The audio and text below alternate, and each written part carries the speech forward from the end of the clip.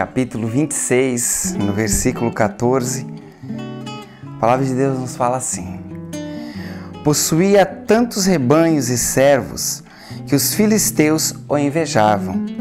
Estes taparam todos os poços que os servos de Abraão, pai de Isaque, tinham cavado na sua época, enchendo-os de terra.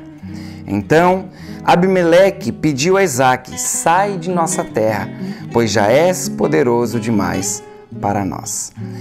Aqui o contexto que está passando, a história nos conta que Isaque ele estava na terra de Gerar. Era a cidade de Gerar, onde Abimeleque era rei dos filisteus.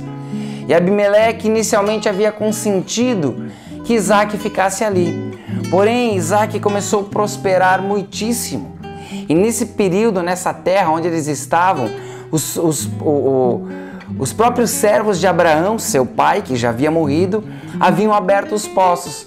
Porém, no momento que Isaque começou a prosperar grandemente, ele estava no meio dos filisteus. Eles ficaram com inveja, a Bíblia diz. Eles invejaram Isaque. E logo depois disso, fecharam os poços que estavam abertos e expulsaram Isaque dessa terra. É interessante que é algo que é comum acontecer. Quando nós percebemos alguém que está dando bem, se dando bem, o primeiro sentimento que gera em nós, que gera nas pessoas, é um sentimento de inveja por aquilo que o outro está fazendo, por aquilo que o outro está ganhando e por aquilo que está dando certo na vida do outro. Veja bem o que o texto nos fala. Abimeleque fala para Isaque: já és poderoso demais para nós. Talvez Isaque fosse o homem mais poderoso daquela região. Talvez Isaque, dentro do contexto, estava ganhando mais dinheiro do que os próprios filisteus. E isso os incomodou. Isso fez com que eles o expulsassem. Não apenas Isaque, mas toda a família, todos aqueles que estavam com Isaque, seus servos também. Então a inveja é um dos primeiros sentimentos que brota dentro do homem, dentro de nós. E Isaque sabia muito bem disso. Por conta da sua prosperidade, ele foi expulso. Ele foi tirado da terra. Fecharam os poços e Isaque então foi expulso dessa terra.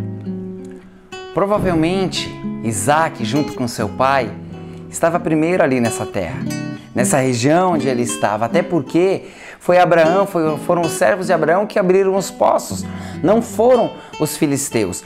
Pensando assim, talvez eles não tivessem o direito de fechar os poços. Talvez eles não tinham esse direito, mas eles assim mesmo fizeram. Por quê? Porque era a região onde eles habitavam. Porque Abimeleque era rei dessa terra.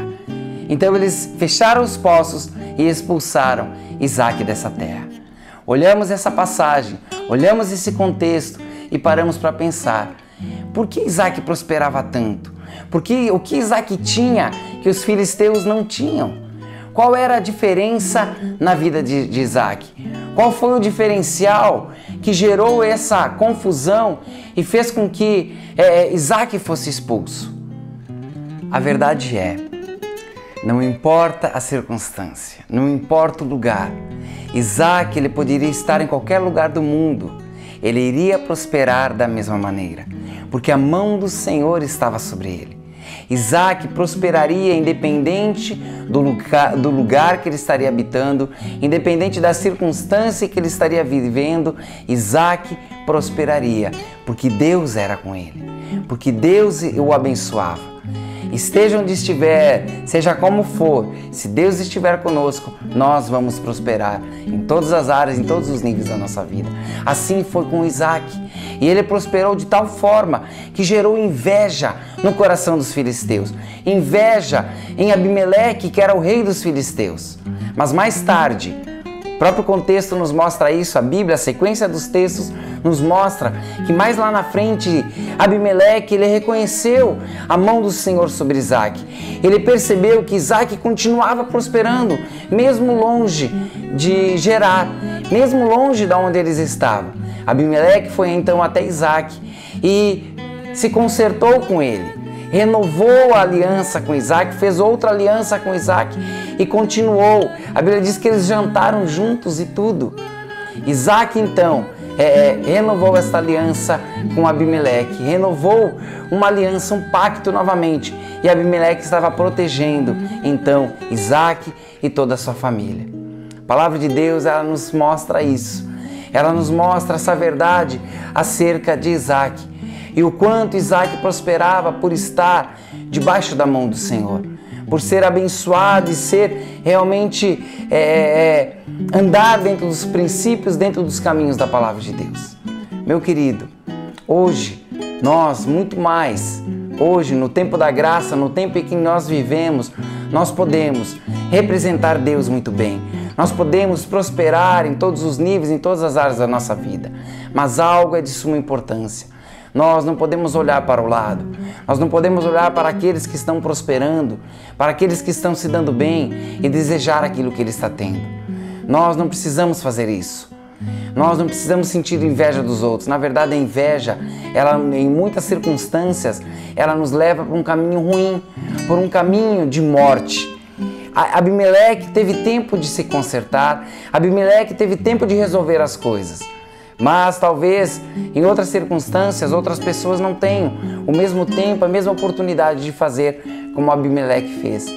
Nós talvez não vamos ter tempo de consertar as coisas. E o caminho da inveja é um caminho ruim. É um caminho que nos faz viver uma vida em função daquilo que os outros têm, em função daquilo que o outro é. E dessa maneira eu deixo de viver a minha própria vida. Eu deixo de concentrar as minhas forças no meu desempenho e no empenho que eu vou ter para que eu possa prosperar também, para que eu possa me dar bem também. A palavra de Deus nos ensina isso e hoje esse texto nos remete a essa verdade. Por isso, meu amado, a minha oração é que você jamais tenha inveja daquilo que o outro tem. Jamais olhe para o lado, olhe para o teu vizinho e deseje ser igual a ele. Pelo contrário, você possa buscar de Deus e ser aquilo que Deus tem para ti. A minha oração nesse dia é que você receba essa verdade no teu coração e você busque de Deus a direção e o propósito que Deus tem para você, para que você possa usufruir dele e ser bênção, ser próspero, assim como Isaac. E dessa maneira, então, poder abençoar muitas outras vidas. Deus abençoe você em nome de Jesus.